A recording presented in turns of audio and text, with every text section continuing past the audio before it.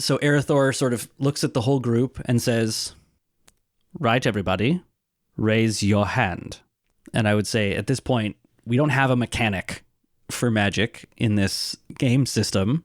But I would say you all feel, if you're actively resisting the idea of raising your hand beforehand, you may feel compelled to raise your hand. But the idea is that it would potentially feel natural if you're not actively resisting it. I can't interpret how your characters feel, though. Wraith's hand naturally raises, and he looks at it in shock. Yeah, Hop too. Does Marty's? No. Yeah.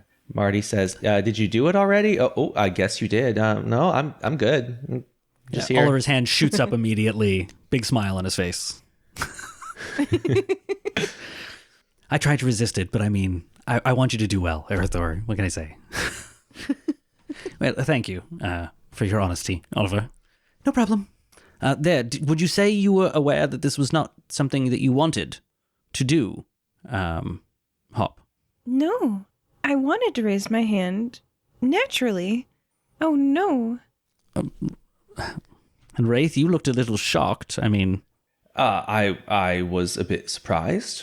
I was willing my hand down quite aggressively, and then suddenly it disappeared. And so now I'm going to use my inner monologue token to make Wraith honestly explain awareness of the voice being used, just to make sure that it's clear and honest. If that's because I'm assuming that's the inner monologue, so that Hop understands that, maybe this was not what happened with Hop and I's relationship, because that information originally came from Wraith. Okay, so ask a question.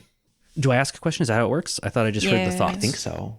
Yeah, I think you ask a question and they have to answer truthfully. Okay, so then Arethor will look at Wraith and say, I believe now you could perhaps be honest about the way that you ensured the dissolution of my relationship with Hop. Well, I've never been anything but honest. I think this just goes to prove it. I think that try as I might to keep my hand down, there was nothing I could do, and it felt real and natural. I find my hand up no matter what. And I think that's the dangerous thing about your magic. No one can ever be sure. Did you use it on a jury? Did you use it on Hop? I think there's no way for anyone to ever know if their reactions, if their feelings for you or about anything, if you're in the room, could ever be true. You could always be cheating. I believe you, as the stealer and reader of my private journal, would be aware that although I mentioned very clearly an accidental single use which you used to oust me, that there were no mentions of any sort of use on my dearest Hop. How else could you explain this? She's out of your league. Ooh.